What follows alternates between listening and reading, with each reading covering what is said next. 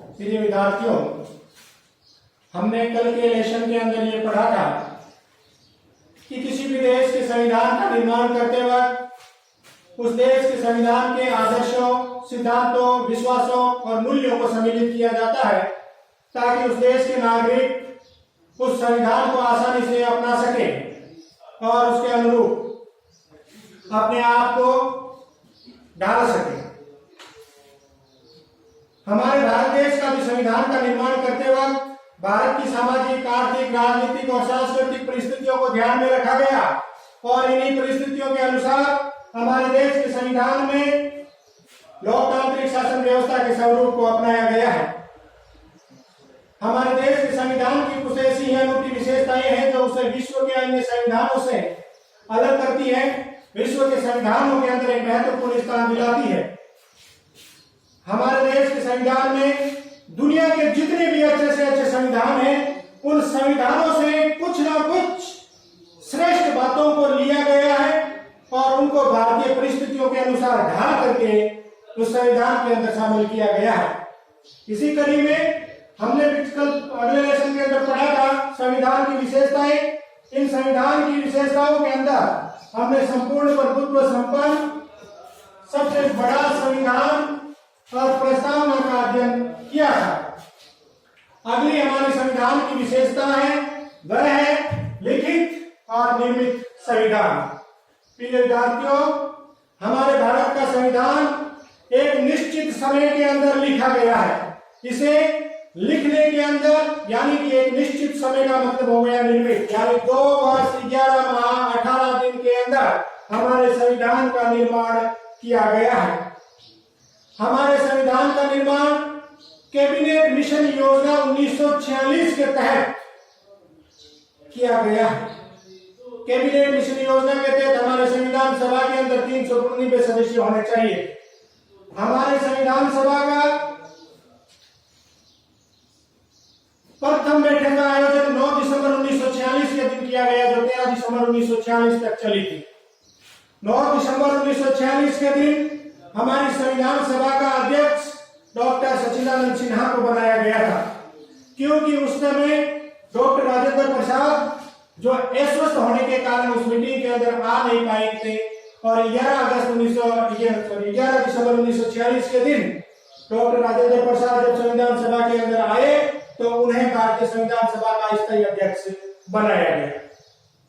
प्रारूप समिति का अध्यक्ष डॉक्टर भीमराव जी अम्बेडकर थे, जिसका गठन 29 अगस्त 1947 के दिन किया गया था। हमारा संविधान एक भारतीयों के द्वारा बनाई गई संविधान सभा के द्वारा जो बाहरी और आंतरिक किसी भी दबाव से मुक्त थी, उस संविधान सभा के द्वारा एक निश्चित समय के अंदर इस संविधान का निर्माण किया गया है। इसलिए हमारे देश के संविधान की एक प्रमुख विशेषता है लिखित और निर्मित संविधान। आगे हमारे देश के संविधान की विशेषता है कठोर और लचीला संविधान। हमारा संविधान ऐसा संविधान है जो ना तो अत्यधिक कठोर है और ना ही बहुत ज्यादा लचीला है। हमारा संविधान कठोर भी है और लचीला भी है।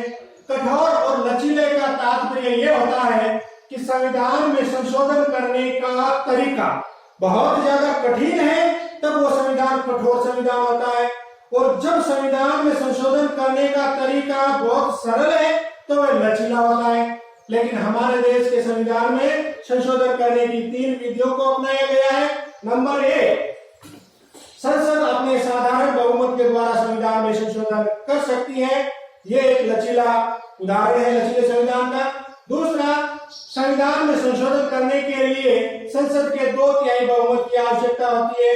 और तीसरा, संसद के 2/3 बहुमत के साथ साथ राज्यों के आधे से अधिक विधान मंडलों की भी सहमति मिलनी चाहिए। जैसे राष्ट्रपति की शक्तियां, सर्वोच्च न्यायालय की शक्तियां, महिलाओं को 50-33% आरक्षण देने का विधेयक, इनमें हमें के संसद के 2/3 बहुमत के साथ साथ आधे से अधिक राज्यों का भी बहुमत चाहिए। तो ये एक संविधान में संशोधन करने का बहुत ही कठोर तरीका है, कठिन तरीका है। इसलिए हमारा भारत का संविधान लचीला भी है, कठोर भी है, अर्थात लचीले और कठोर का सम्मिश्रण पाया जाता है। अगली विशेषता की ओर हम बढ़ते हैं, व्यस्क मताधिकार। हमारे भारत का संविधान में संविधान की प्रमुख विशेषता है व्यस्क मताधिकार, यानी कि वह नागरिक जो एक निश्चित आयु प्राप्त करने के बाद उसके अंदर तर्क करने की, सोचने की, समझने की और सही निर्णय लेने की परिपक्वता आ जाती है, उस समय नागरिक को मत अधिकार करने का अधिकार दिया जाना चाहिए। हमारे देश के संविधान में जब संविधान का निर्माण किया गया था तो 21 वर्ष के व्यक्ति को मतदान करने का मत अधिकार दिया गया था, लेकिन 61वें संविधान संशोधन के द्वारा 1989 के अंदर मतदान करने की आयु 21 वर्ष से घटाकर 18 वर्ष कर दी गई है। अब 18 वर्ष का व्यक्ति भारत के अंदर मतदान दे सकता है, मताधिकार का प्रयोग कर सकता है। ये किसका उदाहरण है? ये जीवंत संविधान का उदाहरण है। मैंने आपको कल के अध्याय के अंदर ये बताया था कि भारत के संविधान में ऐसा अवसर रखा गया है कि भारत देश की समय और परिस्थितियों के अनुसार उसके अंदर परिवर्तन किया जा सकता है और उसे परिस्थितियों के अनुसार बनाया जा सकता है। इसलिए हमारे देश के संविधान को जीवंत संविधान कहा जाता है। हमारे देश के संविधान में उस समय देश की आवश्यकता के अनुसार ये महसूस किया गया कि 21 वर्ष की आयु ज्यादा है, अतः हमें 18 वर्ष के आयु तक के व्यक्ति को मत अधिकार देना चाहिए और उसमें संशोधन करके इस परिस्थितियों के अनुसार, समय की मांग के अनुसार परिवर्तन किया गया। तो ये एक जीवंत संविधान का उदाहरण है। दूसरा है संघात्मक एवं एकात्मक गुणों का सम्मिलित रूप। भारत के संविधान में भारत के लिए संघात्मक शासन व्यवस्था को अपनाया गया है। संघात्मक शासन व्यवस्था वह शासन व्यवस्था होती है जिसके अंदर शक्तियों का विभाजन किया जाता है। किन के मध्य विभाजन किया जाता है? केंद्र और राज्यों के मध्य शक्तियों का विभाजन किया जाता है, अर्थात शक्तियों का विकेंद्रीकरण किया जाता है।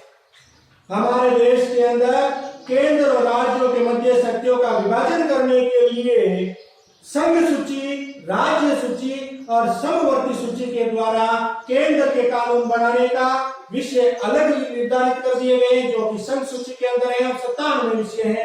दूसरा, राज्य सूची के अंदर विषय निर्धारित कर दिए गए हैं।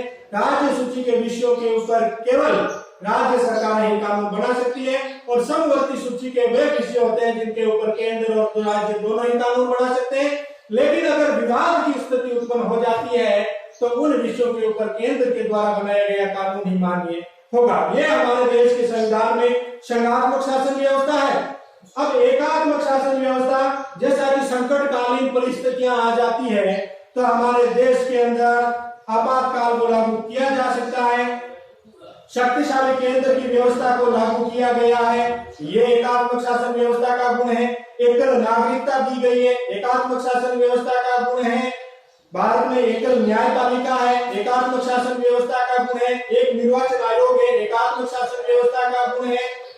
तो ये वो विशेषताएं हैं जो एकात्मक शासन का विशेषताएं हैं। दूसरी ओर स्वतंत्र न्यायपालिका की स्थापना की गई है, संविधान की सर्वोच्चता को स्थापित किया गया है, द्विसदनात्मक विधानमंडल की स्थापना की गई है। ये सारे के सारे संघात्मक शासन व्यवस्था के गुण हैं। तो हमारे देश के संविधान की ये एक सर्वप्रमुख विशेषता है कि वह संघात्मक और एकात्मक दोनों ही शासन व्यवस्था की विशेषताओं को सम्मिलित करके एक श्रेष्ठ संविधान का निर्माण किया गया है, एक श्रेष्ठ शासन व्यवस्था को लागू किया गया है। अगला हम पढ़ते हैं राज्य के नीति निर्देशक तत्व।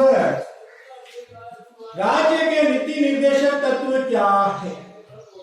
भारत के संविधान के भाग 4 अनुच्छेद 36 से 51 के अंदर राज्य के नीति निर्देशक तत्व दिए गए हैं।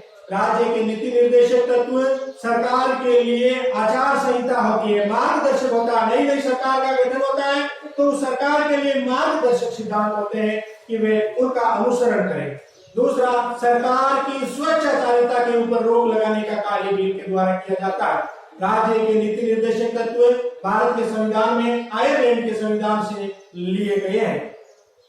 प्रिय विद्यार्थियों, संविधान की और भी बहुत सारी विशेषताएं हैं, जिन विशेषताओं का हम और अध्ययन करेंगे अगले लेसन के अंदर, अगले वीडियो के अंदर। तब तक आप इन संविधान की विशेषताओं का अध्ययन करें, याद करें तथा पाठ्य पुस्तक के अंदर इसको पढ़ें। धन्यवाद, नमस्कार।